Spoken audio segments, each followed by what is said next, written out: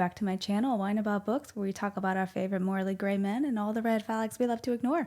Before we go any further, don't forget to like and subscribe so you never miss an episode. And with that, let's get into today's episode. So today, guys, I want to talk about the third book in the Thoughtless Trilogy, the conclusion to the series, which is called Reckless. Like I said in my other videos, Reckless is definitely the second favorite in the series. Obviously, the first one is the best one to me. However, I love this one so much. This is one I could just read over and over and over again. It's just, I don't know. It's a perfect book series to me. I read this series 10 years ago, I believe, when it came out. It might even be over 10 years ago. I'm totally aging myself here.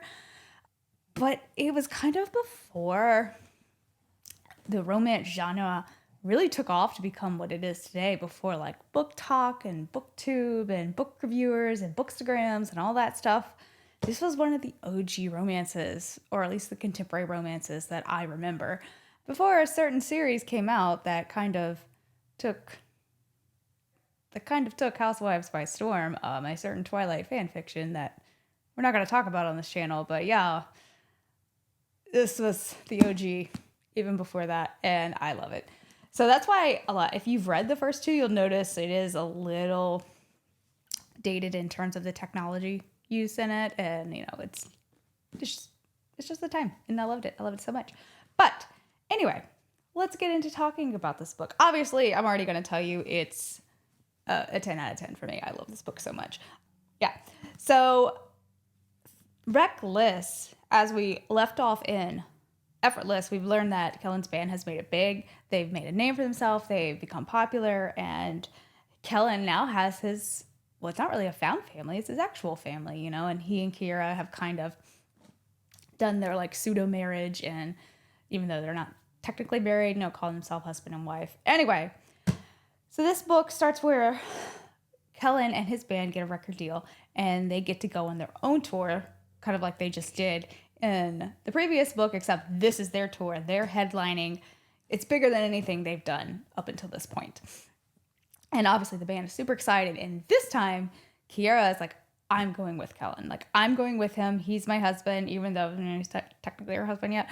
But she's like, I'm going with him. I'm going to experience this. He's not leaving me again. And Kellen is all for it. And so at the beginning, Kellen and his band have to go off to LA, start recording, do whatever it is they need to do. And Kira has to tidy up some loose ends before she leaves, finish school, close out her job, all that stuff before she finally goes out to meet him. And so the time comes and she's finally able to go. And of course, she shows up and it's a rock star mansion. What do you think? In the hills of Hollywood. And of course, there's models there. There's people sunbathing. There's all kinds of girls there. And of course, like Griffin is being Griffin with all these girls, which is, all we can really say about that. And she's obviously she's Kira, so she's a little put off by the fact that there's all these hot women there. And, it's Hollywood. These women are beautiful. They're perfect, as we would say. But, Kellen only has eyes for her, which is really sweet. And we love to see that. And so as she gets there, she meets the band's new manager. And he is not the best guy. He's kind of a dick. And you get that vibe right from the very beginning. He's very power hungry. He's very money hungry. He doesn't really care about the actual band members. He only cares about the bottom line.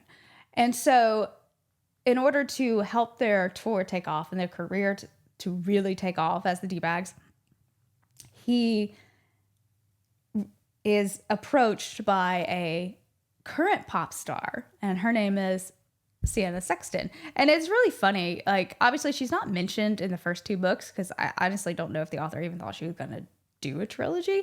But if you go and read the trilogy from Kellen's point of view, it's really fun because there's a lot of Easter eggs to Sienna Sexton and what's to come in I think it's thoughtful. His is thoughtful, painful, and wonderful. That's what they are. Anyway, but it has like little nods to her. I actually have not read Wonderful yet, and I really want to, which is Reckless from Kellen's point of view. Because there's certain scenes in this book that I would be really curious to know what was going on in his head. So that's probably something I will eventually get to. I just, haven't gotten to it yet. But it's on the list for sure. So anyway, the producer gets this pop star, Sienna Sexton. Well, actually, she reaches out to him. She wants her career is, she's very popular. She's been going on for a few years now, and her career is, is kind of dying. It's fading out. Her popularity is tapering a little bit. And so in order to get herself back on the scene, she wants to perform a duet with Kellen and the band. The issue is, it's really just a duet between her and Kellen, and they're the singers, and obviously Kellen's band is going to play, but that's essentially, it's really her and Kellen. She's this gorgeous, popular pop star, and Kira's not too fond of this. However, she's going to support Kellen, and so she doesn't really put up a fight. Even you can see Kellen's very hesitant about it too. Like, he doesn't trust this manager's motives. He doesn't trust Sienna's motives. He wants to become popular on his own merit. He doesn't want to piggyback on somebody else's popularity. But all in all, they end up convincing him and the band to do it, and she is going to go on tour with him. And as they go on tour, they blow up. I mean, they just become the most popular group in the country. And of course, Sienna's popularity starts to grow along with them. And because the public eye is the public eye, people start putting Kellen and Sienna together as if they are dating. Because let's remember, Kira is there, but she is still not someone who wants to be in the spotlight. So she does not let Kellen tell people that they are, quote, married or who she is. She stays in the background. She stays silent. She doesn't really engage in a lot of the fan interactions, and she just kind of lets things go, lets things be. She's really trying to be mature about it, understand that she knows Kellen loves her and nothing is going to take him away from her. And then they become so popular that the duet that he and Sienna do, they want to create a music video just because of how popular it is. And the song itself is about heartache and breakups and basically how a love started and then what led to its demise. So the music video has to become incredibly intimate, or at least give off the illusion that it's becoming intimate. And Kellen is basically like having a panic attack. Like, he does not want to do this. And obviously Kira is like, oh, hell no. And, we realize, like, it's not, as the audience, like, it's not that big of a deal because it's fake. But Sienna is so desperate to regain her popularity that she has started to lean in to this idea that her and Kellen are dating in the public eye. She doesn't explicitly say that they're dating, but she definitely doesn't deny the rumors either. And she almost kind of like feeds into it. And it really starts creating a rift between her and Kellen. And as they're on tour, you see them really, it's like they really start to grow hatred for each other. And it starts putting him and the band in a very difficult spot with their manager. Of course, the manager's like, yeah, just keep going, just keep doing it. Anything for the bottom line. So it's coming up for this music video, and he's begging Kira to just let them come out and be public. And she still says no. And as they're going throughout the book, the idea that Kellen and this pop star are together just becomes more and more and more prominent in the news, and it's just thrown in Kira's face, and it's getting to the point where she can't ignore it anymore. And then things start to happen. It results in a lot of backlash that she did not see coming, and so it's testing her and Kellen's relationship. And that is where the true climax of this book happens, is when they are finally being true to themselves and they are having a lot of flashback. And I think it's very real as to how, like, we as a public would react to a narrative we're being told. I think it's a very fair representation. I don't want to get too into it because it'll spoil it, but I love the ups and downs in this book. I love just how, it really tugs on that jealousy aspect. There is a lot of, what comes with gaining fame and fortune. It's a new trial for Kellen and Kira, and it's new, now that they're being thrust into the public eye and dealing with their issues in the public eye. And yeah, it's just them dealing with the fame and fortunes that come with being a rock star and all the ups and downs that come with it. And I loved it. That's all I can say. It was so entertaining. There was never a boring moment. The spicy scenes are just as good as they were, if not even better. I loved all the spicy scenes in this book, and you will too. Like I said, it's still very contemporary romance. It's not dark. It's spicy for sure, but there's no trigger warnings or anything, so you can go into it just and enjoy it. But if you made it this far, I'm assuming you're as invested as I am.